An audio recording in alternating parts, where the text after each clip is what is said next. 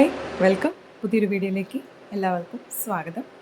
ഇന്ന് നോക്കുന്നത് നിങ്ങളുടെ പേഴ്സൻ്റെ ഒരു current feelings, current energy towards U എന്നുള്ളൊരു കാര്യമാണ് നോക്കുന്നത്. അപ്പോൾ ആ വ്യക്തിക്ക് ഇപ്പം നിങ്ങളോടുള്ളൊരു സമീപനം എങ്ങനെയാണ് എന്നുള്ളൊരു കാര്യമാണ് നോക്കുന്നത്. കളക്റ്റീവ് റീഡിംഗ് ആണ്. അപ്പോൾ നിങ്ങളുടെ എനർജീസ് നോക്കാം, നിങ്ങളുടെ സാഹചര്യമായിട്ട് ഈ ഒരു റീഡിംഗ് റെസൊനേറ്റ് ചെയ്യുന്നുണ്ടോ എന്ന് നോക്കാം. അതിനുശേഷം മാത്രം റീഡിങ്ങിലെ കാര്യങ്ങൾ സ്വീകരിക്കാനായിട്ട് ശ്രദ്ധിക്കുക. നിങ്ങൾക്ക് പേഴ്സണൽ റീഡിംഗ് അല്ലെങ്കിൽ ഹീലിംഗ് ആഗ്രഹിക്കുന്നുണ്ടെങ്കിൽ, പെൻഡുലം ഡൗസിങ് ആഗ്രഹിക്കുന്നുണ്ടെങ്കിൽ നിങ്ങൾക്ക് സ്ക്രീനിൽ കാണുന്ന നമ്പറിൽ വാട്സപ്പ് മെസ്സേജ് ത്രൂ കോൺടാക്റ്റ് ചെയ്യാവുന്നതാണ്. എന്തായാലും റീഡിങ്ങിലേക്ക് കടക്കാം.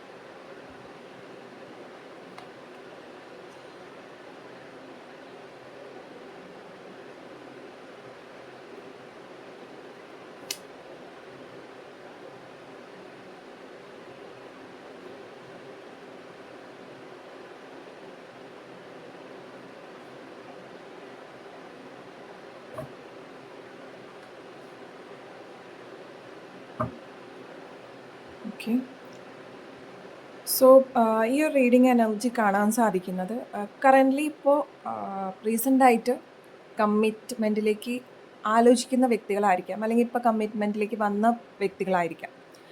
ഒരുപാട് നാളായിട്ടുള്ള റിലേഷൻഷിപ്പ് എനർജി ഇവിടെ കിട്ടുന്നില്ല.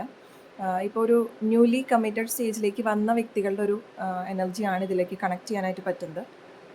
അപ്പോൾ ഇതൊരു ന്യൂ ബിഗിനിങ് ആയിട്ട് ഇപ്പോൾ നിങ്ങളുടെ ലൈഫിൽ വന്നായിരിക്കാം, അല്ലെങ്കിൽ നിങ്ങൾക്ക് ഫസ്റ്റ് പേഴ്സൺ അല്ലെങ്കിൽ ഫസ്റ്റ് റിലേഷൻഷിപ്പ് എന്ന് പറയുന്നില്ല, പക്ഷേ ആ വ്യക്തി ആയിട്ടുള്ള നിങ്ങളുടെ റിലേഷൻഷിപ്പ് എന്ന് പറഞ്ഞാൽ ഇപ്പോൾ അധികം നാളാകാത്ത ഒരു റിലേഷൻഷിപ്പായിട്ടാണ് കാണുന്നത്.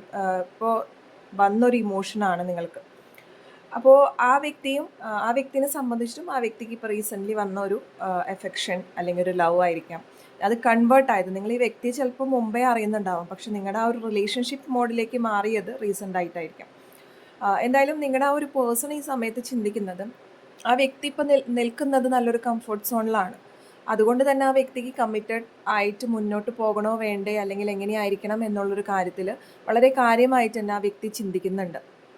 അപ്പോൾ ആ വ്യക്തിനെ സംബന്ധിച്ചിട്ട് ആ വ്യക്തി നല്ലൊരു തിങ്കിങ് സ്റ്റേജിലാണ് ഇപ്പോൾ നിൽക്കുന്നത്.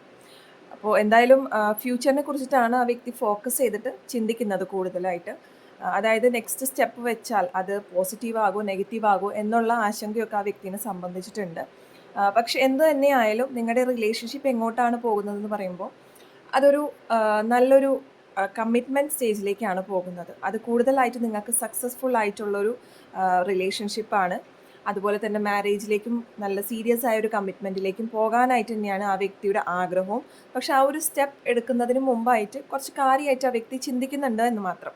ഈ വ്യക്തിയുടെ ഒരു പേഴ്സണാലിറ്റി എന്ന് പറയുമ്പോൾ ഇൻഡിപെൻഡൻ്റ് ആയി നിൽക്കുന്ന ഒരു വ്യക്തിയാണ്. മേ ബി ഈ വ്യക്തി ഫിനാൻഷ്യലൊക്കെ ആയിട്ട് സ്വയമായിട്ട് സമ്പാദിക്കുന്ന, നല്ല രീതിയിൽ ഫിനാൻഷ്യൽ സ്റ്റേബിൾ ആയിട്ടുള്ള ഒരു വ്യക്തിയായിരിക്കാം. അവർക്ക് അവരുടേതായ ഒരു കാഴ്ചപ്പാടുണ്ട്, അവരുടേതായ ഒരു ലൈഫ് സ്റ്റൈലായിട്ട് പോയിരുന്ന ഒരു വ്യക്തിയായിട്ടാണ് ഇവിടെ കാണുന്നത്. ഇപ്പോൾ അവരെ സംബന്ധിച്ചിട്ട് ഒരു സ്റ്റാർട്ടിങ് ട്രബിൾ, അല്ലെങ്കിൽ ഇത് മുന്നോട്ട് നീങ്ങാനായിട്ട് ചിലപ്പോൾ നിങ്ങൾക്കൊരു ടൈം ഡിലേ പോലെ തോന്നാം.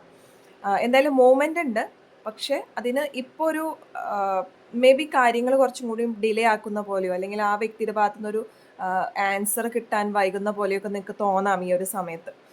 കാരണം ആ വ്യക്തിയെ സംബന്ധിച്ചിട്ട് ആ വ്യക്തിക്ക് ഇപ്പം നിൽക്കുന്ന ആ ഒരു സാഹചര്യത്തിൽ നിന്ന് ഒരു റിസ്ക് എടുത്ത് പോകണോ എന്നുള്ളൊരു ചിന്ത മനസ്സിലുണ്ട്.